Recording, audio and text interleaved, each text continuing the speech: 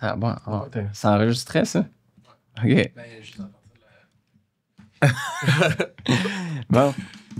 On est-tu prêt à faire un show complet sur ton passage au US Open? Ou, non, mais j'ai eu du plaisir au US Open. J'ai acheté une calotte. T'as-tu hypothéqué à la maison? C'était cher, c'est cher. Je me suis fait pogner à la fin aussi parce que j'ai pris un Uber pour revenir. Je pensais que c'était... Normal. C'était raisonnable. Non. Ça, quand il y a beaucoup de monde qui demande des Uber, ça monte en tabarnouche. À ce moment-là, est-ce que c'est correct de ne pas donner de pourboire au chauffeur de Uber? Ben, ton 15%, genre? Je suis vieux, c'est pour ça que je suis vieux. Ah, ben oui. Ça, t'es vieux comment, mettons? On commence-tu? On va commencer. On va commencer en rappelant que Best Buy est fournisseur officiel de tout l'équipement technologique de la Commission athlétique.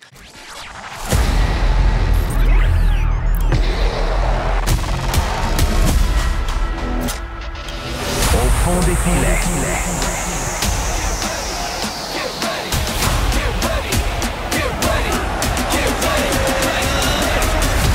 Au fond des filets. Le podcast. Le podcast Au fond des filets est commandité par Carlsberg, la bière officielle de Canada Soccer et probablement la meilleure bière au monde. On enregistre jeudi le 28 août. Frédéric Lard avec vous en compagnie du bon Olivier Brett. Tout à fait. Je me sens, t'as raison, mais en fait, faut-tu que je me sente vieux, tu penses? Ben, c'est basé sur quoi? Écoute, tu le sais, on me traite de boomer. Ça commence à quelle âge, les vrais boomers? Là? Je pense que boomer, c'est comme devenu un symbole de quelque chose plus qu'une strate de la société. Je suis sûr que ça m'a traité de boomer, OK? Écoute, je comprends que tu veux m'insulter, mais c'est comme si tu me traitais de fille facile. C'est parce que, mon gars, j'ai pas le stock pour faire tout ça. Tu sais, c'est ça, t'as de l'air... Tu veux que j'ai de l'air tata, mais je pense que tu discrédites. On tombe les deux en même temps, parce que les deux, on a de l'air tata. Tu discrédites en pensant que OK, boomer, c'est une insulte qui a été créée avant 2015 aussi. Alors, bref, je m'excuse à tous les boomers, soit de mal les représenter ou qui pensent que... En même temps, ton plan pour les 6 prochains mois, c'était pas de vendre ta maison à Boucherville puis de prendre un condo penthouse dans Griffintown? Je pensais que tu allais dire retour à la terre, non? Retour à la terre. Ah non, les boomers donnent pas plus de jobs en s'en allant en campagne, là. C'est un condo tranquille avec la piscine. En même temps, plus X que moi, t'as un chandail de Dépêche Mode 24/7, c'est sûr. Bref. Alors, ça m'a fait rire. C'est l'affaire qui m'a fait le plus rire récemment. On m'a traité de boomer. C'est ça. Okay. Tu veux me traiter de tata, mais tu te discrédites du même coup aussi. C'est vraiment... Tu sais, quand le gun, tu tires dans le pied, ça doit être ça, l'expression. OK, salut. Hey, au fond des filets, 100% ou presque Toronto FC, avec le CF Montréal qui s'en va faire un tour là où... Dans la Ville-Reine. C'était un peu compliqué, là. Non? Dernièrement? Tu sais, Toronto en général, mon gars, je te rappelle que c'est compliqué ici aussi. Hein. Ouais, il y a juste un championnat canadien où tout va très bien. Pourtant, ça, c'était le gros piège dont on parlait en début d'année. Je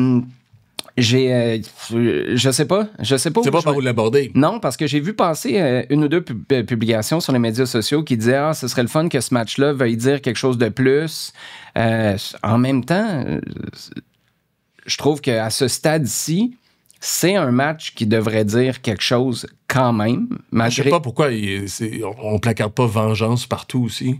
Ouais, mais ça, c'est d'un côté. Après, oui. Je pense que... Ouais, mais il y a le Canada anglais aussi qui publie puis qui regarde ça d'une perspective torontoise.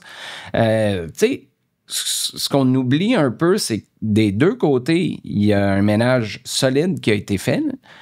C'est là où je comprends... Puis ça revient à nos commentaires l'autre jour sur la rivalité puis les transactions qui ont été faites entre les deux équipes. Mais, tu sais, t'as un coach par intérim d'un bord. J'ai l'impression que tu peux presque refaire le même scénario des deux côtés. T'as un coach par intérim d'un côté, t'as un gars qui, sauf erreur, s'en va un peu nulle part de l'autre. Là. Robin Fraser? Non, il est bien assis dans la chaise, je pense. Tu penses? Tu penses que Robin Fraser est pas bien assis dans la chaise? En juillet prochain, là, si ça s'est pas replacé, il est encore là?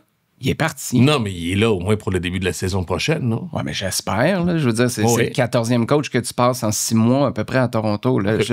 Encore là, on est... Puis c'est l'ère post Bernard. Mais c'est ça que je te dis. On est sur deux tracks un peu à côté parce qu'on dit la même chose. Il commence-tu la saison? Oui.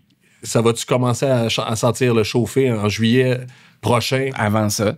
Ouais, OK. Ouais, ce que je veux dire, c'est qu'il y a, à moyen terme, là, il y a beaucoup d'incertitudes autour du poste d'entraîneur à Toronto. Il y en a encore. Pour moi, il ne devrait plus en avoir, mais il y en a encore à Montréal. T'as des joueurs qui ont quitté du côté de Toronto. T'en as plein qui ont quitté du côté du CF Montréal aussi. T'as 2 coachs qui essayent de comme renouveler un petit peu la jeunesse de cet effectif-là. T'as des gars qui ont joué pour les 2 clubs. Il y a plein de parallèles à faire, mais j'ai l'impression que ce match-là veut beaucoup plus dire pour Montréal que pour Toronto. Je suis peut-être complètement dans le champ, là, mais c'est le feeling que j'ai en ce moment. Mon hot take, c'est que Jonathan Sirois doit revenir au jeu. Jonathan Sirois doit avoir, parce que je te parle de vengeance depuis tout à l'heure, Jonathan Sirois doit avoir la chance de venger le 6-1 qu'on a subi au dernier match ici à Montréal. Puis, tu te bases... parce que ça fait 3 ans qu'il joue pour cette équipe-là, qui traverse des périodes de n'importe quoi depuis 3 ans, aussi avec le Sader, avec Courtois, puis avec maintenant Donadel. Je sais, et ça doit être un choc pour lui de perdre son poste de numéro 1 comme ça, parce que Gillier arrive, c'est un gars de Bologne aussi dans une certaine mesure, il y a cet esprit-là aussi qui demeure, puis on le fait jouer, puis tout le monde aussi, c'est la nouvelle affaire, c'est le nouveau jouet pour tout le monde aussi. Il est bon. Je veux pas discréditer, je veux pas, en encensant ou du moins en défendant Jonathan, je veux pas rien enlever à Thomas, mais lui qui est passé dans le cambouis comme ça, puis qui a fait partie de l'humiliation de 6-1 au dernier match au Stade Saputo, j'y donnerais la chance de jouer, du moins de se venger contre Toronto. Fait que c'est une décision pour service rendu. Oui, puis pourquoi pas? Parce que t'as en haut des boss qui disent « Hey, la saison est à l'eau, mais on veut quand même gagner. » Je pense que tu peux gagner pareil avec Jonathan Sirois, justement avec ce désir-là de vengeance. Si tu veux attiser, on en a parlé, là, arrête de faire des transactions avec Toronto quand tu demandes aux partisans de venir expliquer pourquoi on les haït, Toronto FC, dans le vestiaire. C'est arrivé, ça. Il y a des gens, notamment du 1642, qui sont allés tenter d'expliquer l'an passé avec Laurent Courtois pourquoi Toronto, on les haït. Samuel Piette, à chaque fois, on lui demande d'expliquer c'est quoi la différence entre Montréal et Toronto. C'est quoi l'antipathie qu'on cultive dans une certaine mesure face à ce club-là. Si tu fais ça, trouve les mécanismes, trouve les leviers, justement, qui font appel à la passion, à ce qui vient dans le bas-ventre aussi. Puis s'il y en a un qui en a en ce moment dans le bas-ventre, contre Toronto, Gillier, c'est un gars qui a embrassé le projet visiblement aussi. Encore là, c'est pas un ou l'autre. Moi, c'est vengeance, là. Donne-y une dernière chance, au moins d'ici... Après, là, tu feras jouer Gillier pour le reste de la saison, au pire. Je comprends, j'ai juste la. Puis moi, est-ce que c'est mettre dans une mauvaise position, par contre? Là, je fais appel à l'entraîneur en toi. Là. Si tu perds, là, Jonathan Sirois se remet jamais de ça. Puis c'est pas de sa faute. Mais mettons que tu te fais exploser, là. Encore? Ben, tu te fais tout le temps exploser. En même temps, Toronto, depuis quelques temps, c'est une bonne équipe, hein, on y reviendra, mais c'est pas une équipe qui marque beaucoup. C'est une équipe qui se fait pas marquer, mais c'est pas une équipe qui marque beaucoup. Sauf contre Montréal. Non, mais je veux dire, c'est ça qui est arrivé dans les faits. Puis, comprends-moi bien, là, puis je pense que tu saisis, je suis absolument pas en train de mettre le fardeau sur Jonathan Sirois. De toute façon, c'était l'expulsion de Joel Waterman, là, qui a été l'élément déclencheur du match au Stade Saputo. Je sais pas, moi, j'ai de la difficulté à voir. Oui, hein? J'avais zappé ça, mais c'est encore Waterman qui est au cœur des moments, des catastrophes. OK, excuse-moi. Tu sais comment on va pouvoir résumer sa dernière année avec le CF Montréal? 9 cartons jaunes, 2 cartons rouges. Un scorpion entre 2 expulsions. Oui, avec un scorpion en plus. Ça va être un T-shirt. Ouais. C'est bon, ça. Je sais pas, moi, moi, si t'es... En fait, si Jonathan Sirois... Moi, j'achète si c'est une décision de club. Ouais. Si c'est une décision de coach, pourquoi tu ferais ça? Pourquoi tu fais ça? Ça va. Gillier, l'entrevue d'après-match avec mes collègues à RDS après la rencontre, il te promet une victoire. Déjà, ça c'est une. C'est pas Joe Namath ou Marc Messier, là? Non, je pense que c'est T'es pas obligé de. Hey, c'est quand le dernier? Tu manques. C'est un gars qui est là depuis 2 minutes et demie, puis il est déjà au courant que c'est un derby la semaine prochaine, puis il promet une victoire parce qu'il a catché l'essence d'un affrontement comme celui-là, même si c'est deux équipes une qui est pas loin des bas-fonds du classement, puis une autre qui vivote. Je veux dire, c'est quand même en termes de leadership, là, puis on s'en va là-bas conquérant. T'es un fan. Même si t'es un fan de Jonathan Sirois. Ton leadership, là, il veut se mettre devant, Julier, là, dans le sens qu'il est prêt à être devant, puis c'est un leader comme ça. Puis je t'ai parlé du moment aussi où Prince Owusu, tu te rappelles, dans un de ses premiers matchs aussi, l'arbitre voulait juste parler au capitaine, puis Owusu a fait comme Homer Simpson, puis s'est tassé, puis j'y ai fait, hey, c'est à moi que tu parles. Le gars, il a 21 ans, il est top, puis ça a l'air d'un leader. Encore là, rien contre Thomas Julier. Je capote autant que vous autres sur son début avec le CF Montréal. Par contre, si je reviens à ce que tu as dit, est-ce que c'est une décision de club? Ça devrait être une décision de club, justement. Puis c'est comme ça qu'on va avancer. Hey, on est un club, puis maintenant, puis Julier, tu vas comprendre, puis même tu vas être derrière Jonathan Sirois en disant, hey, va les plancher, va les planter, va en boxer 2-3 d'en face avec des ballons s'il faut. Puis c'est ça la différence. Parce que si tu t'attends à ce que Julier te mène à la bataille, tant mieux. Mais c'est parce que tu abandonnes tes responsabilités en tant que club, en tant que personne, puis en tant que ceux qui ont vécu cet affront-là. C'est ça que je te parle d'utiliser les leviers de la vengeance. Ça doit se faire en tant que club. Les leviers de la passion, les leviers du sentiment, du ressenti. Ah oui, c'est roi. Let's go. Puis tout le monde derrière, dont Julier. Puis je suis certain, à force de le connaître, à force de lui parler, puis de l'entendre dans les entrevues, je suis certain que si tu dis ça en tant que club, je suis certain que Julier, c'est le premier à dire « Oui, Joe ». Mais là-dessus, je suis tout à fait d'accord. C'est juste, là, on est rendu ailleurs. Si on réfléchit comme ça, qu'on est en train de positionner, parce que ça viendrait du même club qui échange constamment des joueurs avec Toronto, puis qui fait en sorte que t'attises pas trop la rivalité avec ton adversaire. Puis là, tu prendrais une décision en fonction de celui qui a, avec raison, une crotte sur le cœur, des dossiers à régler avec Toronto parce que c'est un gars de la place, un produit de l'académie, un gars qui l'a eu tough dans les dernières années dans les buts parce que son équipe l'a laissé tomber. Le Sirois n'a pas été parfait, là, mais il y a comme un clash. Là. Il y a un décalage pour moi entre... On va prendre une décision comme ça quand... c'est quoi? C'est 3 matchs là, sans défaite en MLS pour Julier? Right? Depuis le retour de la Coupe des Ligues? Oui, je pense. Moi, j'ai encore... Non, mais en tout cas, ce que je veux dire, c'est que sportivement, t'es sur une semi-lancée là, à l'échelle de 2025. Le mot-clé là-dedans, c'est semi. Ben, oui, mais okay. En fait, c'est faux. À l'échelle de 2025, t'es sur une lancée incroyable en ce moment.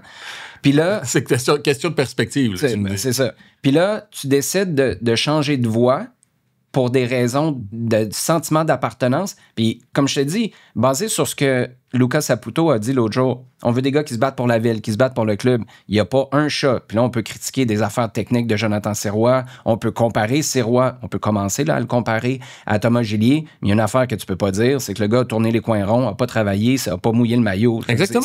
OK. Moi, c'est récompenser ça. Mais tu dis des gars qui veulent être ici, des gars qui sont prêts justement à travailler, qui n'ont pas chialé, qui ont... c'est un soldat, Jonathan Sirois. Écoute, il est-tu capable de rester numéro 1? Là, dans sa carrière, il y a un gros obstacle qui s'appelle notamment Thomas Julier aussi, puis les circonstances qui entrent dans tout ça. Les circonstances, il était dans un club, numéro 1 dans un club qui vivotait. Puis il y a un gardien, Thomas Julier, qui appartient au club mère, qui espère en faire une vedette aussi. Est-ce qu'il est capable de passer au-dessus? Je pense qu'il a le caractère pour le faire. C'est pas notre problème, c'est son problème à lui, puis je l'oppose au problème du club de passer cet obstacle-là. Mais là, on parle du match contre Toronto, puis on parle de ces leviers-là, puis on parle de mettre la charrue, ou du moins mettre les bottines, les bottines avec les babines. Ouais, de la charrue qui suivent la charrue. Y a-tu des bœufs à cette charrue? Non, c'est une charrue automatique. Mais tu vois-tu, voilà, c'est ça. Si c'est ça, je veux juste conclure là-dessus. Si le club prend cette décision-là basée sur ce que tu viens de dire, je suis agréablement surpris. Mais je suis surpris. C'est pas le genre de décision que le club a pris dans le passé, surtout basé sur le fait qu'on dit on veut gagner. Sur les derniers résultats, celui qui te Qui laisse... donne plus de chances de gagner, c'est Gillier. On T'as est- raison, mais en même temps, je pense que Sirois est capable, puis justement, on veut gagner. Tout à fait. C'est peut-être un moteur, puis que c'est peut-être un avantage aussi, parce que tu l'as dit, le reste du Canada, il capote pas sur ce classique canadien. Je comprends. C'est deux équipes de bas de classement dont la saison est finie. Il n'y a plus rien à jouer. Moi, si j'étais un podcaster de Winnipeg, je dirais, jetez un coup d'œil, regardez le début du match contre Montréal-Toronto, puis voyez si Montréal, entre autres, enflamme ce match-là, puis qu'il y a une rivalité. Sinon, éteignez, puis regardez les curling, là, comme vous faites à Winnipeg constamment, là, Ce serait quoi? 24/7. Ce serait quoi? J'espère qu'il n'y a pas de gens de Winnipeg. Ton qui nom de s'écoutent. podcast à Winnipeg, ce serait quoi?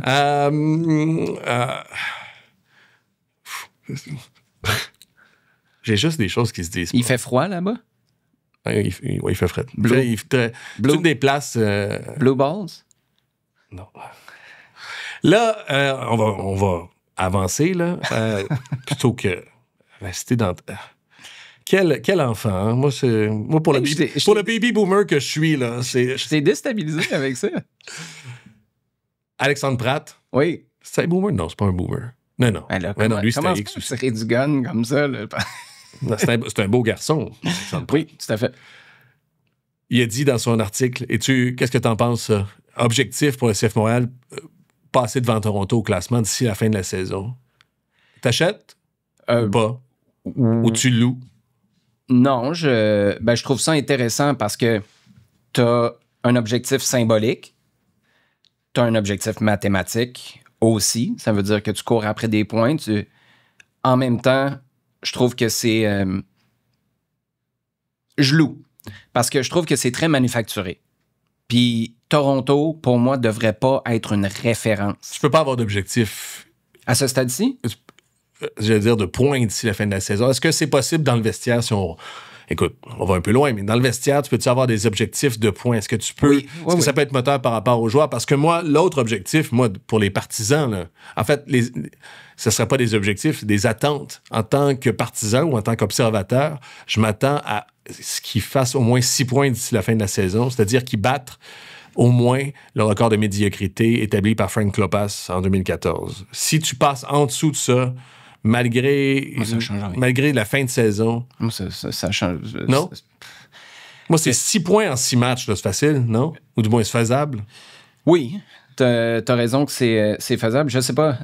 Puis je reviens à la conversation qu'on vient d'avoir avec Jonathan Sirois. Si dans le vestiaire, tu leur donnes un objectif de points, on s'entend que tu regardes les équipes, je les ai pas toutes en tête, là, les équipes qui restent. Tu affrontes Toronto. On s'entend que c'est une des équipes prenables dans cette séquence-là. J'espère. Si dans le vestiaire, le feeling, c'est que, ne serait-ce que pour la fin de la saison, ou dans l'immédiat, là, au tenté, Gillier est le gars le plus performant, c'est un message un peu contradictoire que tu envoies, non? Ça prend des points, puis après ça, on met celui qui est pas... Non, tout le monde va comprendre. Ouais, tout le monde va comprendre pourquoi tu le fais. Oui. Mais écoute, il faut que tu expliques ça là, à des Matty Long. C'est mieux de se venger que de... ou du moins, ils ont préféré se venger plutôt qu'aller chercher des points. C'est parce que il y a des joueurs qui pourraient penser ça. T'as tellement un nouvel Si effectif. tu l'expliques. Ouais, mais Matty Longstaff, il était là, Ouais, c'est mais ça, mais c'est on va qui? le comprendre. Écoute, peut-être, mais c'est qui explique ça? C'est qui est capable là, de mettre ce narratif-là en place? Ton coach par intérim? Peut-être, mais si c'est ça, chapeau, Marco Oui, parce que Donadel. Marco Donadel, t'es dans le barque avec tout ça. Il l'a vécu cette année. Puis même hey. si je suis pas là à la fin de l'année, au moins, là, je serais mort en... Non, mais attends une minute. Si Marco Donadel est capable de faire ça, de faire comprendre à des Holger Escobar, des Hennady Sinchuk, des Matty Longstaff, Efrain Morales et Thomas Gillier, parce que ton point tantôt, il était vraiment pertinent. Puis je pense que tu as raison. C'est un gars là, que si tu parles à sa fibre patriotique, mettons, là, puis tu dis non, c'est un derby ici, là, puis par respect, c'est l'autre qui va le garder. Mais si Donadel est capable de réconcilier, on veut absolument aller chercher la victoire et on va le faire avec Jonathan Sirois dans les buts pour toutes les raisons qu'on vient d'évoquer, qu'est-ce qu'il fait avec un tag d'intérim? Là, Ça, je te réfère à notre podcast du mois de juin. Lequel? Un de nos podcasts Non, mais du mois de juin. tous les... Non, ben, ce que je veux dire, c'est que si tu as ça dans ton vestiaire en ce moment, que Marco Donadel est capable de faire ça avec l'évolution qu'on voit qui vivote un peu là, parce que à chaque fois qu'on sent qu'il y a quelque chose qui s'installe, il y a des blessés ou il y a des départs. Mais Marco Donadel, il y a quand même quelque chose dans le jeu. Là. On l'a vu le week-end dernier contre Austin. Il y a des moments excitants. Le but qui marque, là, où Donadel vire fou parce que c'est une séquence qu'ils ont travaillé à peu près 2000 fois à l'entraînement. Ben, écoute, c'est incroyable. Puis tu vois la passion qu'il a. Si ce gars-là est capable, en plus d'entretenir un narratif contre Toronto puis qui explique pourquoi tu fais des choix à quelque part sportifs, mais de cœur à une équipe qui est aussi nouvelle, avec le tag par intérim, enlevez-y ça, s'il vous plaît, au plus vite. En passant, là, juste te dire, puis je pense que j'en ai déjà parlé ici, j'essaie de voir avec la Ligue parce que Marco Donadel a eu un autre carton jaune face à Austin. C'est combien pour être suspendu? On ne sait pas. Et la Ligue ne dévoile pas ça. Puis ils font juste un moment donné. Ouais, à un moment donné, il explique. En fait, à un moment donné, il annonce qu'il était suspendu aussi. Puis en général, ce sont les clubs qui en font l'annonce aussi. Il y a 9h50. Là, on est jeudi, 9h50. Ouais, c'est ça. Il est pas. Ben non. J'avais un peu peur parce qu'il est pas loin d'une autre suspension, Marco Donadel. Ça fait une coupe de cartons. Puis Breza aussi, le banc, je pense que le banc aussi entre en ligne de compte. Mais il n'y a personne en MLS qui a voulu m'expliquer c'est quoi la règle par rapport à ça. Ça reste assez opaque, les cartons par rapport aux entraîneurs aussi. Parce que par rapport aux joueurs, on sait combien de cartons. Puis vous savez que justement, le prochain, tu vas être, après 5, tu es suspendu pour un match. C'est donc bien bizarre. Que ce soit pas 3 puis t'es out. Là. Je me demande pourquoi c'est pas tranché de même. Je sais pas.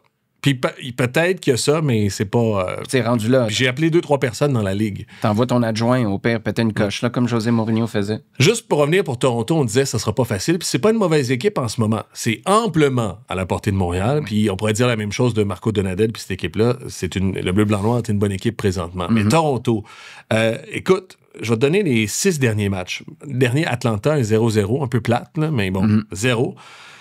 Columbus, match nul. 1 but. C'est 1 but par match dans les 6 derniers, mais écoute, je vais te faire la nomenclature, OK? Philly. Columbus, Philly, Charlotte, qui ont 7 victoires de suite. Ils ont perdu face à Charlotte, mais quand même. Ils ont perdu face à Nashville, qui est une super bonne équipe cette année, par 1 but, 1-0, une petite défaite. Puis ils ont gagné face à San Diego, les premiers de l'Ouest, 1-0. Ouais. C'est pas une mauvaise fin de saison en ce moment. Écoute, c'est pas excitant, là, pas à Toronto, tout ça mais c'est une équipe solide. Depuis que les deux sont partis. Ouais.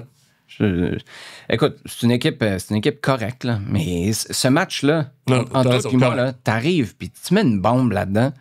Tu sais, il n'y a pas un plan de match, oui, là, mais t'as besoin c'est le cliché, là, d'une finale de coupe, là. C'est pour ça que Sirois, ça commence par c'est un détonateur, ou du moins c'est une mèche qui est allumée, non? OK, mais les gars dans le vestiaire savent pourquoi on est là. Qui explose le plus du peu qu'on a vu jusqu'à maintenant? Oui, c'est vrai que Gillier, l'autre est peut-être prêt à se battre. Qui va sauter d'en face de Jonathan Osorio plus vite? Gillier ou Sirois? Je pense...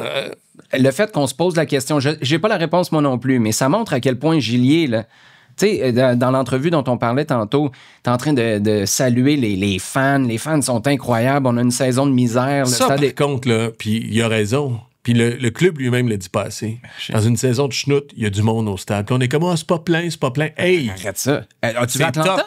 L'as-tu regardé le match? Ouais. Parce qu'on le fait à RDS, le match contre Toronto aussi. Hey, il n'y avait pas un chat. Non. À Atlanta, c'est un match de dimanche. Là. Je ne sais pas à quelle heure c'était joué. Peut-être que ça influence les choses en Georgie. C'était à 4h, 16h. Il n'y avait pas un chat. C'est Atlanta là, qui a dépensé 22 millions sur un joueur. Des fois, on fait ce calcul-là. Il n'y a pas de monde parce que vous n'investissez pas à Montréal. Oui, mais pas nécessairement non plus. Je ne veux pas être flagorneur. Puis les gens trouvent qu'on est justement un peu... têteux en disant ça. Puis moi, je l'ai dit au début d'année, dans la soirée des membres aussi, la présentation aussi des joueurs en début d'année, les groupes de partisans, autant le collectif Impact que le 1642, c'est une richesse de Montréal. Absolument. Écoute, peut-être que ces billets sont moins chers en général, mais l'ambiance, l'amour, l'attention qui est portée envers cette équipe-là, il est top, puis il est top dans la Ligue, puis à 18 000 contre Austin. Puis ça, c'est quelque chose, tu sais... qu'il faut continuer, il faut cultiver, il faut mieux cultiver, je vais dire ça comme ça, au club. Ben oui, parce que moi, Puis, même les médias, on doit se rendre compte, ce que tu viens de dire, on l'a entendu, il n'y a pas de monde parce qu'on n'achète pas, il y a pas... Olivier Giroud n'est pas là, fait qu'il n'y aura pas de monde dans les estrades. C'est pas vrai, il y en a du monde dans les estrades. Ben, c'est comme au mois d'avril. Puis il peut en avoir plus, ça c'est sûr. Puis c'est pas parce que t'as Olivier Giroud que tu vas en avoir vraiment plus aussi. Le match d'ouverture cette année au Stade Saputo, là, les gens disaient « Ah, il n'y a pas grand monde » parce que ça avait été un solide début de saison compliqué sur la route. Mais dans les faits, je pense que c'était quelque chose comme le 2e ou le 3e match avec la plus grosse foule au mois d'avril. Les 2 autres, c'était un match contre Toronto. Puis bref, c'était 2 trucs super exceptionnels. Tu sais, c'est comme si il y a une distorsion de la réalité qui vient avec les résultats. Et je pense que l'exemple avec Atlanta en est un bon. Tout ce que je voulais dire, c'est que Thomas Gillier, tu l'écoutes, puis en étant ici depuis 2 minutes et quart, écoute, c'est un des meilleurs vendeurs que tu as. Cette entrevue-là, si vous ne l'avez pas vue, là, allez sur le rds.ca dans la section CF Montréal. Écoute, la foule extraordinaire, la ville, le club, le staff m'a entouré, on nous met dans les meilleures conditions. La ville, je l'adore. Les fans, il y a une fidélité extraordinaire. Et moi, je trouve que, puis je sais pas ce que tu en penses, je serais curieux de t'entendre. Moi, sa promesse de victoire à Toronto, là, après ça, il arrivera ce qui arrivera. Mais ce genre de truc-là, pas calculé, là, c'est pour ça que Laurent Simon, les gens se sont attachés à lui. C'est pour ça que des gars comme Kyle Kamara, les gens se sont attachés à lui, même s'il a été une genre d'étoile filante. C'était des gars qui n'étaient pas tout le temps dans le calcul. Puis, je veux pas dire la cassette parce qu'il y a beaucoup, beaucoup de gars qui n'ont pas la cassette au CF Montréal puis qui peuvent être intéressants. Mais un gars comme ça qui met le feu, là, moi, j'adore ça. C'est les genres de promesses qui se faisaient dans le temps puis que les gars de Toronto se gênaient pas pour faire. Un José Altidore, là, il en faisait des promesses comme celle-là.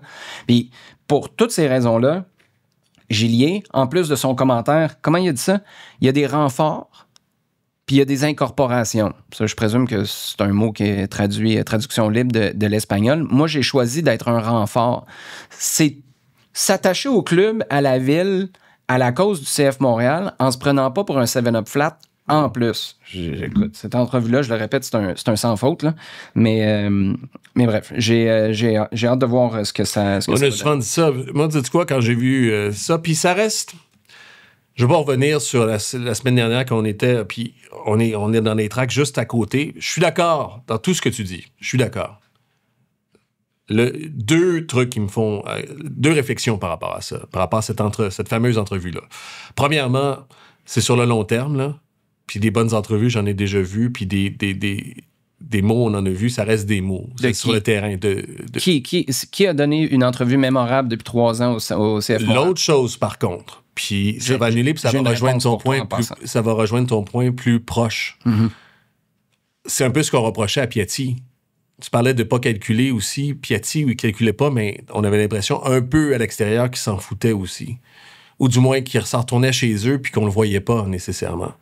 Oui, mais ça, c'est 2 choses complètement différentes. Là. Non, mais tu parles de Laurent Simon, tu parles de choses et d'autres. C'est parce que moi, j'ai tout de suite pensé à Ivan Jaime. Ouais. C'est ton joueur désigné. Puis quand tu vas chercher un joueur désigné, quel genre de gars... Quel genre de projet? Est-ce que c'est ton meilleur joueur? Là? Vas-tu l'envoyer souvent devant les caméras? Est-ce que c'est important, justement, qu'il soit un Gillier ou pas? Puis moi, c'est ce que je disais. J'ai déjà donné des cours de communication aux jeunes joueurs de l'académie, notamment avec Mathieu Chouanière et tout ça. Puis je leur disais... On a déjà donné à Jacob aussi. À Jacob aussi. Oui, c'est vrai, à l'université. OK, ce que je leur ai dit, c'est que là, vous faites ça pour vous, là. Mais il y a moyen, dans votre communication, d'augmenter votre capital, votre valeur aussi. Mm-hmm. Si les gens vous aiment, si vous êtes capable de bien communiquer avec eux dans n'importe quel marché... Pas du club. Là. Non, des joueurs. Mm-hmm. Dans n'importe quel marché, si vous répondez... Puis pas obligé de devenir un orateur hors pair. Là, si vous répondez avec le cœur, avec le respect, si vous inventez rien, les gens vont comprendre qui vous êtes, comment vous fonctionnez, puis vont s'attacher à vous. Puis les gens, on en a parlé sur un mur de la renommée. Là, Hassan Camara, ce ne sera pas au temple de la renommée de la MLS. Là. Ce ne sera pas au temple de la renommée de la FIFA ni du soccer canadien, ainsi de suite. Mais il mérite amplement d'être sur le mur du CF Montréal parce que justement, il a joué avec cœur. Puis c'est ça qu'on veut. Puis est-ce que ça doit... En fait, selon Laïus pour te parler, est-ce que justement ça doit faire partie de ton recrutement ou c'est juste un bonus quand justement Gillier pop-up sur rds.ca puis tu te dis, wow, lui, il est bon en entrevue? Moi, je pense que si tu as assez de gars comme Gillier, comme Laurent Simon, un Nacho Piatti peut être plus discret. Après, si ce gars-là, c'est le seul que tu payes un salaire complètement démesuré, ce qui est justifié sportivement, moi, je pense que dans un contexte montréalais, tu as un devoir de le mettre plus de l'avant. Puis ce qui me fait dire ça au centuple, et on le disait à l'époque quand Nacho Piatti était ici, c'est sa présence l'an dernier pour être sur le... C'était l'an dernier? Sur le mur de la renommée? Oui. Bon. Quand il est venu, il était-tu le fun un peu? On aurait passé 2 heures à y poser des questions. Mais c'était pas le même Piatti qu'on avait à l'époque. Ben, c'est ça mon point. Fait que c'est quoi? C'est le gars ou c'est la maison qui fait ça? Thomas Gillier, il va être comment dans 6 mois? Est-ce qu'il va s'être fait dire, hey, tu sais, mettons après, là, la promesse de gagner contre Toronto. C'est pour ça que je te dis, est-ce que dans les bureaux, ils disent, hey, prends ton gaz égal, là, on fait pas des promesses comme ça? Si c'est le cas, moi, je partage pas ça. Parce que tout le monde comprend. Je pense, ça vient de où? Après, tu contrôles pas ce qui va se passer. Non, mais si Gillier, là, c'est parce que si t'es conséquent, ce que je t'interromps, mais Gillier, là, puis là, je trouve que ça fait longtemps qu'on est là-dessus, mais on finit là-dessus. Si tu y dis, puis là, tu l'as bien nommé, si tu dis, hey, Gillier, c'est Sirois qui y va parce qu'ici, on les haït, puis ce gars-là, là, il a travaillé pour nous, il mérite la chance de leur planter un couteau dans le dos pour une dernière fois. Après ça, le prochain match, les Red Bulls, Saint-Louis, Nashville, OK? Ce sera le meilleur de vous deux qui va gauler, OK? Mm-hmm. Gillier fait ça. Mais si, dans 2 matchs, Gillier, tu le remplaces par Sirois, tu fais, peut-être, je sais pas, faudrait peut-être... il va dire, hey, c'est quoi? Ah, mais là, on parle de 2 choses différentes. Je suis 100% d'accord, mais là, t'es revenu à son utilisation. Mon point, là, c'est que c'est pas... Ben, c'est ça, les coms vont dérailler quand tu vas y dire des choses, quand à un moment donné, il va se dire, hey, les babines ne suivent pas les bottines ici, justement. On va prendre l'expression. C'est là on va pas y dire, hey, parle moins ou parle pas ou whatever. Non. Je pense pas. Surtout pas avec l'équipe de com qui est là en ce moment, puis l'esprit qui règne en ce moment. Autant, puis l'esprit qui règne, je vais te dire, c'est la première fois dans 15 ans, ça fait combien de temps que je suis CF Montréal? 15, 16? Tu fais quoi exactement? Je suis dans un cochon, je parle pendant les matchs. Okay. Il y en a qui trouvent ça un petit peu fatigant, ceux qui sont assis. En tout cas, je suivais comme journaliste avant, même si... Depuis 15 ans, première fois, l'ambiance. Là, ouais, c'est ça. L'ambiance de la direction sportive est plus lousse qu'elle n'a jamais été en ce moment. Ils sont contents, mais avec raison, ils sont contents, mais il fait longtemps que je n'avais pas senti ça. Là, on va faire comme un spelling bee. Là. Use it in a sentence. Qu'est-ce que tu veux dire plus lousse? Ou définis ça? Ils sont relax, je pense qu'ils sont confiants. Tu veux dire l'énergie autour? Oui, je pense que la direction sportive présentement, puis je commence avec Gabriel Gervais, qui s'éloigne, à ce que je comprends de plus en plus, mais Luca, Simone et tous les dépisteurs et tout ce qui est autour, je pense qu'il y a tranquillement en ce moment, ils sont dans une bonne passe, on s'assume, on est content, puis on est prêt à en parler de nos choses aussi, clairement. Puis on a compris, je pense, entre autres, c'est dans l'esprit de la nouvelle équipe de communication. On a compris que c'est un partage aussi. L'entreprise dans laquelle on est, on doit justement expliquer ce qu'on fait, puis pas être un peu moins opaque. J'achète, mais c'est bien parce que c'est une nouvelle direction, puis je parle surtout des coms, que je partage ta confiance, que personne n'est allé dire à Gillier, hey, des promesses comme ça, on promet pas de victoire contre Toronto. Moi, je pense que fut un temps où ça aurait été, hey, relax là, sur les déclarations comme ça, d'un coup qu'on se plante. Parce que la réflexion était souvent sur ramasse-toi pas avec quelque chose qui est on the record, qu'on peut te remettre sur le nez. Mais moi, c'est ce que j'adore. Affiche tes couleurs, dis ce que tu as l'intention de faire. C'est l'équivalent de la lettre ouverte. On va faire une reconstruction, on va faire du ménage, on veut vous présenter une équipe dont vous êtes plus fiers. Puis on veut gagner. Mais après, on voit que tu déroules le tapis, là, une fois que tu as dit ce que tu voulait mettre au sol. Mais moi, c'est l'effet, ce que j'allais dire aussi, ça peut vite se transformer en l'effet, j'appelle ça l'effet David Lewis. Les gars, on va y aller, on est prêts. On revient dans le vestiaire, on a perdu 7-1 en demi-finale contre l'Allemagne aussi. Parce qu'il était trop volontaire, il est sorti, il a ouvert un gap. Fait que toi, t'aimerais mieux qu'ils promettent pas des affaires comme ça? Non. Non, mon point, c'est ça, je te dis, on le verra à la longue. Wait and see, c'est bien, puis j'aime ça. Je suis comme toi, je suis pareil comme toi. Même affaire, en même temps, je suis pas prêt à y donner mon royaume pour une déclaration. Je suis pas prêt à y donner le prochain match nécessairement, alors que je pense que j'ai le temps pour l'avoir. Non, OK, hey. Attends. On peut-tu... Attends une seconde, oui, mais attends une seconde. De toute façon, tu es en train de le former dans ton royaume pour qu'il aille être le king à quelque part d'autre. Fait que inquiète-toi pas, ton royaume, tu vas le garder. Il essaie. Ben, mais c'est ça, mais non, peut-être pas non plus, en tout cas. Point final. Ouais, tu penses. Ouais. Non. Il est destiné. Mais c'est sûr qu'il. Ben, c'est un contrat de 5 ans. 3 ans à Montréal, c'est beaucoup. Oui. Ah, tu veux dire. J'ai dit. C'est appréciable, c'est assez pour que. Ben, c'est déjà pas mal. Puis en même temps, rien n'empêche que. qu'il reste à. Ad vitam aeternam? Ouais, non? Toutes les possibilités sont sur la table. Y a-tu une blonde, lui? On peut-tu régler ça vite avec? On peut-tu le matcher? Bon, next. Hey, je veux juste Efrain Morales. Ouais. Parce que c'est la même affaire, wait and see. Je suis prêt. Là, c'est même pour mes standards, c'est un peu précoce, mais je pense que Efrain Morales, moi, je suis gagné. Parce qu'on en a parlé. Je veux juste revenir sur la formulation que tu as utilisée pour ça. Tu sais, c'est un jeune de 21 ans qui avait 5 matchs MLS seulement qu'on était allé chercher. Déjà plus avec mon Il y a des gars de l'équipe aussi qui m'ont dit ouais, il est peut-être bon, mais il y a 5 matchs. Là. Il va-tu nous aider? Puis la question, c'était début 2026, es-tu capable d'être prêt avec Jalen Neal? Puis en début 2026, on est-tu bon avec Morales en défense centrale? La question, c'est plus, est-ce que Jalen Neal est capable d'être prêt avec Efrain Morales? Est-ce que ça va prendre comme George Campbell un an et demi avant qu'il soit bon? Puis on va-tu passer à travers des moments où George Campbell, rappelle-toi, a fait perdre des matchs à cette équipe-là? Les gens voulaient on peut sacrer, le décalisser de cette équipe-là. Il y a eu des moments comme ça de George Campbell où on s'est dit, aïe, il est-tu poche, ce gars-là? Puis on a persévéré, puis il est devenu le George Campbell qu'on connaît, puis il a été vendu. Morales, il est en avance en ce moment. Moi, je l'ai trouvé... Oui. Il n'est pas irréprochable. Ah, il va faire des gaffes. Il va faire des gaffes. Se faire expulser. Il va donner des pénaltys, ça, c'est certain. Juste pas assez de gaffes pour faire une saison complète. Ah non, je suis d'accord. Puis une bonne saison, non? Il y a déjà plus de matchs vraiment aboutis que George Campbell en avait sur un an. À sa première année. À sa première année. Oui, je pense que oui. Moi, c'est ça que je dis. Puis, tu sais, j'ai fait mon rapport, j'ai écouté ces 5 matchs au final à Atlanta. Il était bon, mais avec Montréal, il y a un truc supplémentaire parce qu'il est investi aussi d'une mission supplémentaire, ou du moins, il sait qu'il va jouer. Il y a un projet derrière lui, du moins un projet de carrière pour lui. Puis, je me disais, wait and see. Écoute, ils sont en train de le gagner pour l'instant, ce pari-là. Tu sais quoi? C'est intéressant parce que j'ai l'impression que quand il était... Puis Atlanta, c'était ses premiers matchs.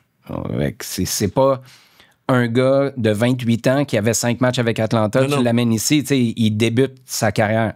Sauf que c'est comme si au moment où on lui a dit « T'es notre gars en défense centrale », lui a dit « Parfait, donne-moi le maillot, là, let's go, ça se passe ». D'être le numéro 1, parce que c'est ton numéro 1 en ce moment, jusqu'à ce que Jalen Neal revienne, ça l'a fait éclore. C'est un peu le contraire de Joel Waterman. J'ai l'impression que Waterman, d'être le numéro 1, ça l'a rendu un petit peu plus fébrile, un petit peu plus instable. C'est le contraire avec Morales. Je suis tout à fait d'accord avec toi. Mais là, le jour où il ramasse quelqu'un dans la surface de réparation, où il fait une bourde, il se fait expulser, il faut se rappeler de ce que tu viens de dire. C'est pas assez pour éliminer le upside que tu as avec ce gars-là. C'est un peu, je sais pas pourquoi, là, c'est Laurent Simon qui... Tu sais, Laurent Simon, là, c'est sliding, puis ses passes qui tentaient, des fois, t'étais comme... Es-tu sûr, Laurent, là? Parce qu'il me semble que c'était pas le temps. Mais toutes les fois où ça marchait, ça apportait quelque chose, ça faisait lever la foule au Stade Saputo, ça valait la peine, au final, quand tu faisais l'état des comptes. Juste une chose pour terminer, je voulais dire ça tantôt sur la foule au Stade Saputo.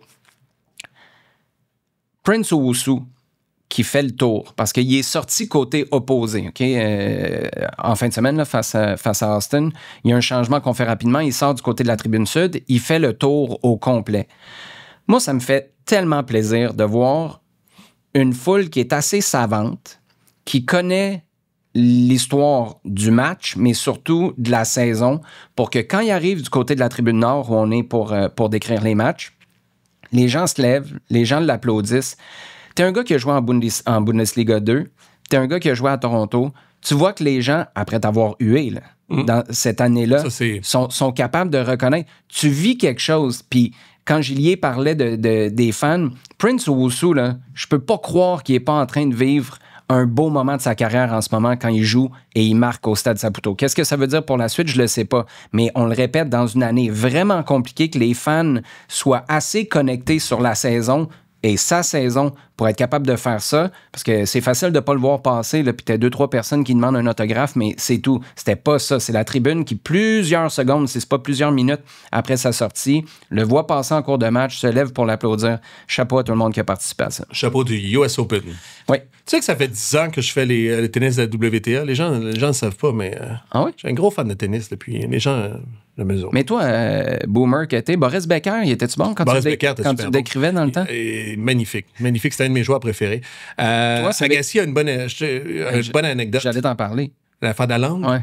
J'en ai parlé à quelqu'un dernièrement. C'est pour ceux qui ne savent pas, là, Boris Becker avait des codes pour dire où il allait servir. Mais c'était pas un code, c'était que lui savait même pas. C'était un tic nerveux qu'il avait. Puis Agassi l'avait compris. Quand il faisait service sortant, c'est pas ça, mais pour vous expliquer, quand il faisait service sortant, il sortait la langue, puis du côté droit, puis Agassi le voyait, puis anticipait le service. Becker venait chez eux, il disait à sa blonde, je pense qu'il me lit. Il dit, c'est comme dans ma tête. Puis Agassi l'a jamais dit, puis il lui a dit après plusieurs années après la retraite aussi. Ouais, c'est hallucinant quand même. Hein, c'est très bon. Puis ce qui est extraordinaire, c'est que Agassi était déjà à la base un bon retourneur. Ouais. Fait que Becker devait se dire, sais-tu ce qui était... C'est sa variation, entre autres, Agassi. C'était un bon retourneur, mais il était pas tout le temps au même endroit aussi. Il variait ses positions de retour. Fait que ça c'est sûr, c'est facile de varier tes positions de retour quand tu sais exactement où la balle s'en va. On est à combien de temps, Jacob, là? On est à 41. Ah, 41. On a le temps de faire 2 shticks? Ouais. Je t'en propose 2, peut-être. Moi, j'en ai un pour toi. Oui, vas-y. Si t'as à mettre un petit bet sur un ancien de l'autre équipe qui marque, c'est qui en fin de semaine? Mihailovic plus que Owusu. Parce que Owusu tire la langue. Hein? Ouais. Est-ce que je prendrais Owusu parce que c'est la réponse évidente à ta question, c'est Owusu. Mais Mihailovic. Tu sais, ça va être qui? Longstaff? Petrasso. Il y a juste 2 buts à domicile, là, Petrasso. Ouais, mais il est à domicile, justement. Veux-tu faire... Écoute, je te pogne... ça fait longtemps que je veux le faire. Fais-le pas si c'est tough de même. Non, c'est pas tough. Okay. Les prix du CF Montréal cette année. On pourra le refaire. On va le faire là. Okay. On pourra le refaire. Mais je vais te les donner. On en a déjà parlé. Puis je sais que tu t'es pas préparé pour l'émission. Là, je m'excuse, mais je veux qu'on le fasse là. Giuseppe Saputo, le joueur de l'année, c'est assez facile. C'est pour ça que la discussion va être assez simple. Giuseppe Saputo, c'est Prince Owusu, qui est pour le joueur de la saison, joueur par excellence de la saison. Il veut-tu déjà négocier son contrat? S'il veut négocier son contrat, on va le donner à quelqu'un d'autre. Tu l'as déjà donné à Orgi Okonkwo, là, fait que...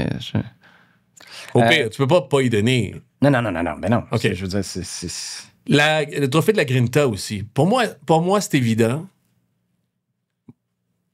Samuel Piette. Samuel Piette, le gars qui a joué avec une labyrinthite, qui a joué avec un rhume à Houston, ça s'est transformé en labyrinthite, ça s'est transformé en vertige. Le tympan a explosé pendant un match. Fallait qu'après les rencontres, il s'assoie dans la salle du trainer puis qu'il fixe un point pendant 30 minutes avant de retourner chez eux. Come on. Le gars qui a continué à jouer quand il n'y avait plus rien. Hey, il était dans le fond du fond, là. Mm-hmm. Puis il n'y avait plus de milieu de terrain. Donadel se plaignait. Ils sont allés chercher. Il n'y avait pas de renfort. Le gars, il est resté debout, drette sur le terrain. Samuel Piette, Grinta. Sauf que lui, il fait dire que de ses yeux à lui, il était pas drette. Non, c'est ça. Ça tanguait. Là, ça tanguait. Non, ça tanguait. Puis il est sorti. Il m'a raconté. Écoute, c'est lui qui me le raconte, mais il peut pas être dans son corps. Il dit, il est sorti à 45e, mais ça tournait depuis la 15e. Grinta, là. À l'unanimité, moi, je pense. Pas être chien, là, mais avec personne d'autre. Là. Moi, je fais attention avec l'unanimité, là, parce que Hassoun Camara était à l'unanimité, puis Nick DeSantis était nowhere to be seen pour le mur de la renommée. La seule question pour les prix du CF Montréal, c'est le joueur défensif de cette année. Et je sais pas. Puis moi, j'ai 3 gars. Puis là, on en a parlé. J'avais mis... Quand t'en as 3, t'en as pas. Non, c'est ça. J'avais mis Jonathan Sirois. Mais là, avec ce qu'on vient de parler, puis je veux pas qu'on y revienne, mais... Non, mais Thomas Gillier, là. Joueur défensif de l'année. Puis les autres, j'ai Petrasso puis Lotori. Mais... C'est plate un peu. Dernièrement, Petrasso, écoute, je veux pas l'accabler parce que je pense que c'est un gars que je signerais. Je fais référence souvent à Carl Smith, le gars de Orlando, qui est adoré là-bas. C'est un gars de profondeur, mais qui joue beaucoup à chaque année. Puis Petrasso était bon. Il y a de la misère avec, en hockey, on dirait son gap dernièrement.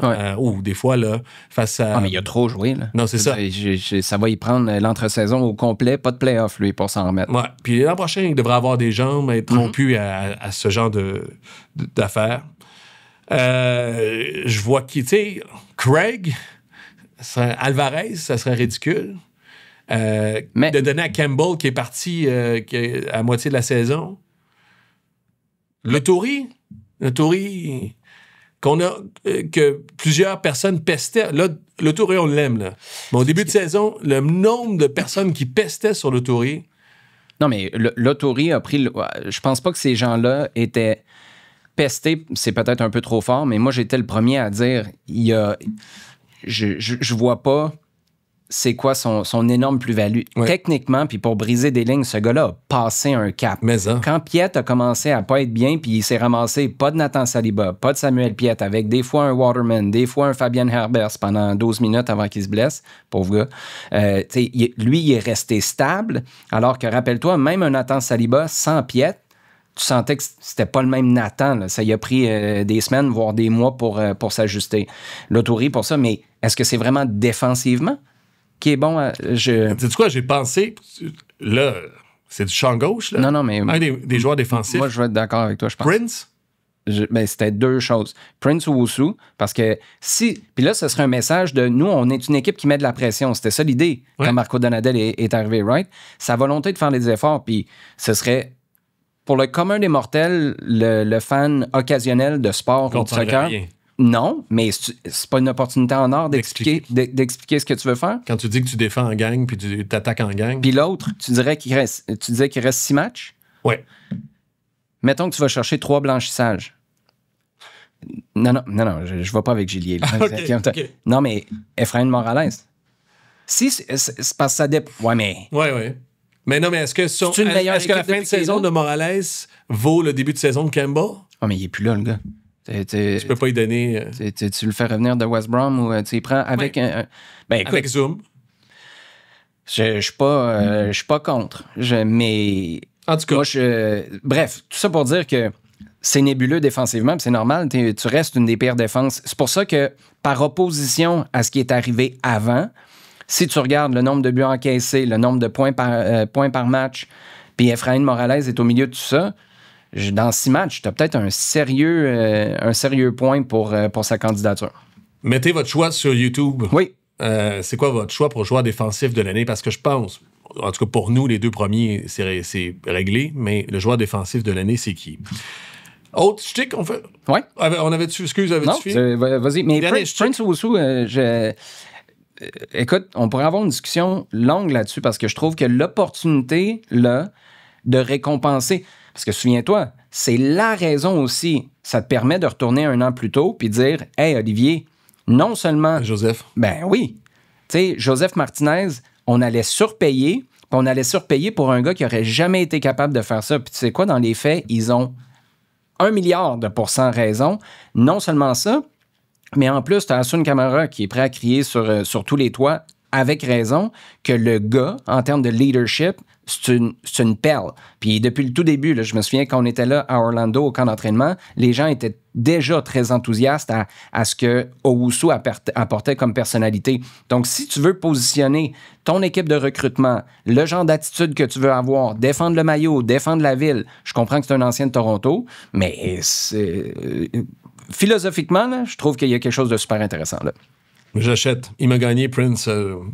Même si je trouvais que dans le casting, c'était le casting à avoir. Tu sais quoi, moi j'y vais. Non, mais là, en date d'aujourd'hui, là. Ton joueur? Prince, Giuseppe Saputo, Prince, Défensif? Joueur défensif de l'année, parce que ça s'appelle-tu défenseur de l'année? Ça faudrait changer ça, déjà en partant. Puis non, parce que c'est Piet qui l'a gagné, joueur défensif l'an dernier. OK, fait que c'est joueur défensif de l'année. Puis Piet Grinter. Moi, j'achète. À 6 gains, avec 6 matchs. Puis dans tes dents, Je suis Olivier. prêt. Dans tes dents, Olivier. Renard? Brett? Olivier Brett? Oui. Moi, c'est lui.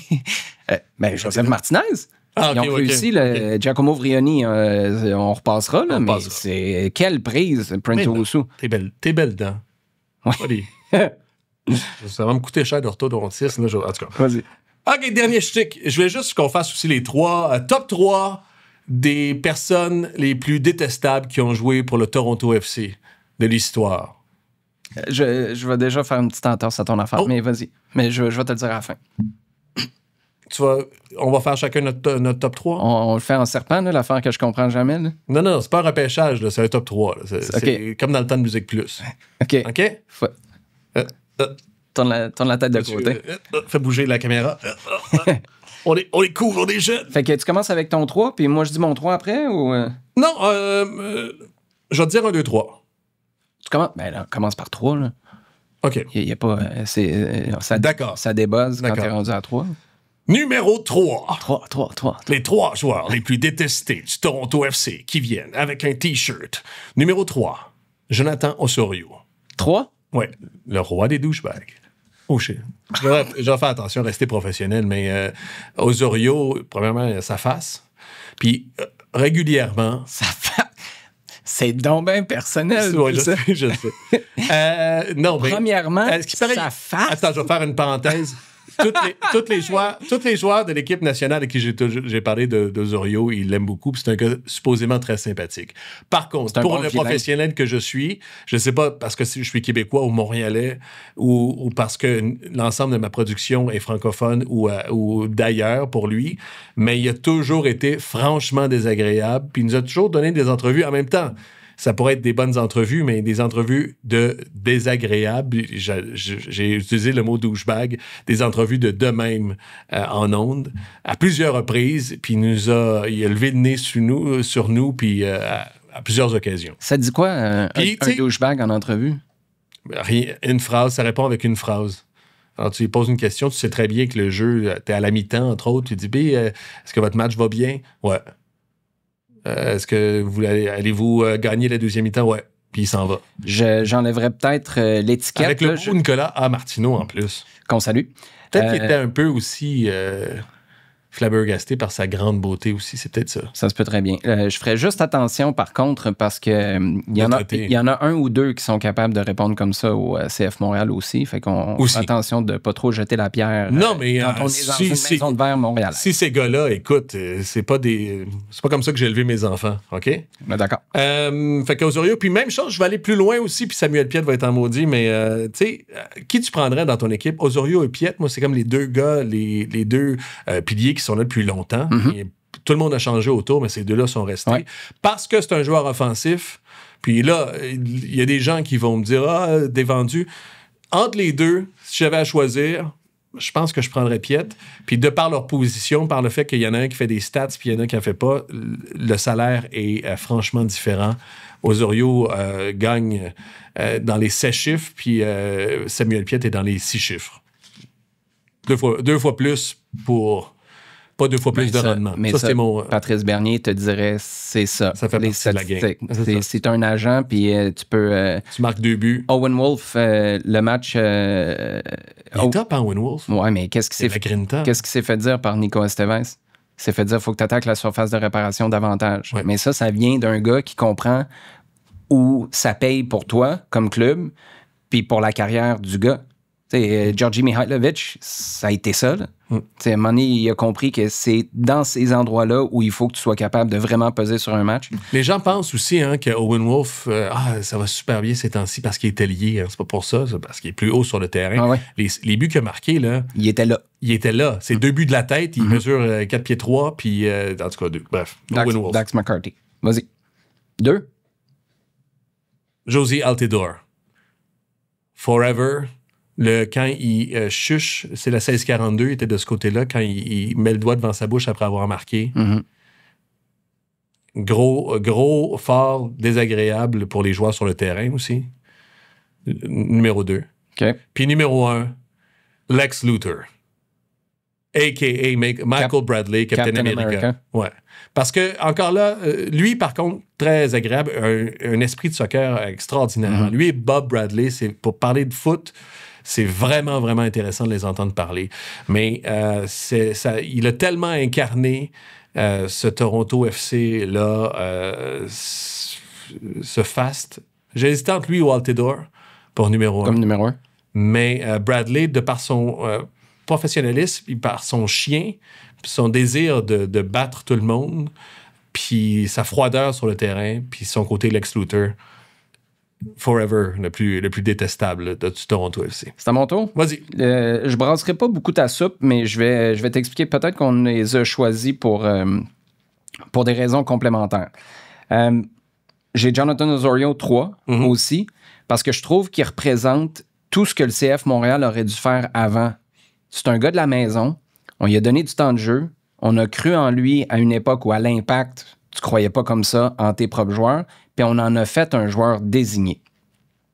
Ça, là, en termes de statement, c'est un gars, il est à sa 13e saison en ce moment. Il a marqué dans chacune des saisons. Il est capitaine. C'est sûr que c'est Michael Bradley qui est parti, là, mais il a eu sa juste place dans une équipe performante, puis ça envoyait, je pense, un message à tout le monde à Toronto, voire au Canada. Si tu es assez bon, on est ouvert à te faire de la place, on est ouvert à te payer, puis on est ouvert à faire de toi une star chez nous, plutôt que... Il n'aurait pas voulu partir à un moment donné, Jonathan Osorio? Il a voulu partir, puis ça n'a pas fonctionné. Ouais, ça n'a pas fonctionné, mais à un moment donné, t'arrêtes de chercher aussi quand à chaque fois on dit « Hey, quand t'es satisfait on t'augmente, t'as ton temps de jeu, on fait de toi une star, on te fait de la place sur le terrain. C'est sûr qu'il faut que tu sois bon, là, c'est pas de la charité. On donne le brassard de capitaine quand Michael Bradley s'en va. On fait de toi un joueur désigné. Là, on donne un statut dans un club qui en a donné des statuts hors normes à des gars hors normes. C'est un gars de la place qui a ce statut-là. Au-delà de sa capacité, pour moi, il représente même, puis c'est mon... il est où? Il est de Scarborough, lui? Je pense que oui. Pour moi, ça ramène des souvenirs des équipes du Québec. Tu sais, c'était ce gars-là de Toronto, Josie Altidore. Que t'aimais haïr. Pas Josie Altidore, Osorio, quand tu jouais, là, puis tout ce qu'il représente, puis c'est les couleurs, puis tout ça, moi, c'est vraiment quand j'avais 14, 17 ans, puis j'étais en championnat canadien, puis c'est l'essence de Toronto qui a comme un sentiment de supériorité. Ouais. Puis je sais que ça vient peut-être d'un complexe d'infériorité québécois, je sais pas, mais Jonathan Osorio, numéro 3 aussi. Excuse, je t'embarque dessus, mais c'est pour ça que Toronto, c'est un extraordinaire méchant. Ben oui. Tu sais, je fais des blagues sur Lex Luthor, là, mais pour dans n'importe quel sport, avoir une bonne rivalité, avoir un adversaire que t'haïs vraiment, c'est magique. Puis même, on peut revenir au tennis, Federer, Nadal, les deux se sont aidés, ou du moins, on nourrit la légende de tout un chacun. Mais dans n'importe quel film, quand t'as un bon méchant, ça, le problème avec les Fantastic Four, d'ailleurs, le méchant, c'est un peu de la chenoute. C'est pas un bon film. Okay. Quand t'as un bon méchant, c'est extraordinaire. Puis Toronto, de tous les âges, ça a été pour Montréal un extraordinaire méchant. C'est l'inverse. C'est le fast, c'est la métropole canadienne par rapport... c'est le franco, c'est l'anglo. C'est justement, on dépense pour insigner. Ici, on a la misère à dépenser pour... c'est ça, pour un grilled cheese. Fait que bref. Numéro 2. Fallait que tu payes le grilled cheese, pareil. Josie ça, je te dis. À Toronto, il l'offrait. Josie Altidore aussi, parce qu'il a compris que c'était bon pour tout le monde de mettre le feu là-dessus. Puis c'est pour ça que j'adore le commentaire de Gillier, occasion de le plugger pour une 102e fois dans ce show-là, à la fin du match la semaine dernière. Josie Altidore, il savait, là, non, on s'en vient vous battre, inquiétez-vous pas, vous êtes pas à notre cheville. C'est tout le temps le genre de commentaire, ou du moins d'énergie ou de prétention qui se dégageait. Puis en plus, tu sais, quand tu as un gars qui physiquement est surhumain, là, tu te dis, mais comment on va faire? Puis c'est un gars qui paraissait encore mieux vu la présence de Giovinco à côté de lui. écoute, la frustration qu'il devait y avoir quand tu étais un défenseur du CF Montréal, à savoir, est-ce qu'il faut que j'aille rentrer dans Josie Altidore, qui se fait un plaisir, lui, d'être un boulet pour nous, ou est-ce que je sors sur Sébastien Giovinco qui peut faire 14 tours sur lui-même en 2 secondes, puis on est mal pris. Bref, Josie Altidore aussi. Là où je déraille un peu, c'est sur mon premier. Oh! Encore là, je me rends compte que j'ai vraiment réfléchi en opposition à ce qu'a été l'impact ou le CF Montréal au fil des ans. Moi, c'est Greg Vanney. Ah ouais, hein? Greg Vanney a été là dans le temps. C'est vrai que c'était un bon méchant aussi, Greg Vanney. A été là à un moment où on a compris... Moi, j'avais même... Puis c'est pour te dire comment je mettais une casquette de supporter. Dans ma long list, là, j'avais Drew Moore. Ouais, moi, ouais. Parce que Drew Moore aussi, je l'avais. est celui qui est venu tout régler ça. Ils sont venus se faire planter à Montréal en 2015. Bernier, Drogba, Piatti. Ils sont rentrés à la maison. Greg Vanney a dû monter au je sais pas quel étage de MLSE puis dire, nous, là, on a besoin d'une défense qui a de l'allure. Puis c'est cette année-là que Mavinga est arrivé, en 2016, ou c'est un peu plus tard. Drew Moore, bref. Chris Mavinga, c'est un des meilleurs défenseurs que j'ai jamais vu en MLS. Mais Drew Moore... Il est passé proche de Montréal. Hein. On peut faire la liste de ça. Mais Drew Moore est arrivé, puis c'est pour ça que Greg Vanney, puis sa présence pendant 5 ans et demi à Toronto, avec 3 finales de MLS Cup, right? Puis surtout, la réactivité, puis c'est là, quand on parle de l'argent, là, que l'argent, ça règle pas tout. Ouais, mais quand lui, il se retourne puis il dit, on a une attaque dévastatrice, mais on s'est fait planter par Montréal, à Montréal en 2015, parce qu'on a... Puis c'était une joke, là, c'était une passoire en défense. Boum, il s'en va recruter, puis il s'installe pour ce qui était presque... Ce qui est passé tout près d'être une dynastie. C'est le gars... C'est l'Américain... qui est super agréable d'ailleurs. L'écouter là, dans des broadcast calls, c'est tellement riche comme enseignement, mais ça, c'est quand tu vas derrière, tu vas en coulisses, tu découvres ce qui est vraiment, puis ça doit être ce que les gens ont découvert au quotidien, mais d'une perspective montréalaise, écoute, Vanney, c'était Toronto avec une couche d'Américains en plus. Je suis un peu Bradley, mais c'était un moment aussi de l'histoire de Toronto FC où il fallait avoir de la prétention. Tu dépensais, il fallait agir comme justement le dominant de la Ligue. Puis ça transparaissait, tu il y avait sentais une équipe aussi. Bob Bradley dans son aura. Non, c'est sûr. Mais ils étaient au début, justement. Il fallait croire, parce qu'avant, depuis 2007, c'était l'équipe d'expansion, c'était l'équipe canadienne, c'était l'équipe qui n'avait pas nécessairement de succès, qui se faisait battre, justement, par Montréal, qui était une équipe d'inférieure, de division inférieure, j'allais dire. Puis il y avait ce désir d'avoir une prétention, de jouer, d'arrimer à l'académie avec ça, de construction de l'empire, je te dirais, du Toronto FC, surtout avec l'argent qu'il dépensait. Fait qu'il y avait ça qui suintait de son attitude aussi, de l'extérieur. Puis l'autre chose aussi, il y a cette anecdote, quand Rémi Garde arrive, un des premiers matchs qu'il joue un contre l'autre au stade olympique, il va le voir après, puis il fait « Hey, tu gueules beaucoup pendant un match. C'est pas comme ça qu'on fait en MLS. » Il y avait un petit côté pédant en disant « Hey, t'es chez nous ici, là, Rémi Garde. Tiens, attention, là, voici comment on se comporte sur un terrain, ce qui était un peu à l'avenant là, pour Garde, entre autres. » Greg, il dirait quoi, Marco Donadel? Je sais pas, hein. C'est parce que ça... c'est un des bons coachs. Regarde le LA Galaxy, malgré le fait... C'est pour ça qu'ils l'ont, en début d'année, renouvelé. Même si le LA Galaxy, à ce que je sache, est toujours dernier, puis ça va pas mieux en ce moment. Mais ils vont gagner la League Cup. Oui, c'est ça. Mais ils vont sauver une partie de leur saison. Ils vont avoir un trophée, eux autres, à la fin de l'année. Écoute, c'est une équipe qui joue bien. Puis l'année d'avant, je reviens là sur... Puis c'était pas une prédiction du feu de Dieu, mais l'année précédente, ils ont gagné l'an dernier la MLS Cup en 2024, mais en 2023, même s'ils n'ont pas fait les séries, tu le voyais qu'il y avait un fond de jeu. C'est une équipe, si tu fais justement ton top 3 des équipes que tu aimes regarder sur MLS Season Pass de Apple TV, samedi 19h30, non mais c'est assurément une des équipes les plus agréables à avoir joué juste derrière Columbus, à mon avis. Oui, très intéressant. Juste vous laisser savoir que l'avant-match est à 19h plutôt que 19h30 sur les ondes. Vous le faites en fin de semaine? Oui, c'est ça. Allez-vous vous venger? Fait que, je sais pas, ça dépend c'est qui start. On a fini? Luca Petrasso, hein, qui marque. Je veux juste te le rappeler. OK. Mihailovic, j'ai-tu du 2 pour 1 ou... Ouais, moi, j'espère que j'ai du 6 pour 1 avec Petrosyan. On dit 6 pour 1, mais on met ça. OK, salut. OK, c'est bon.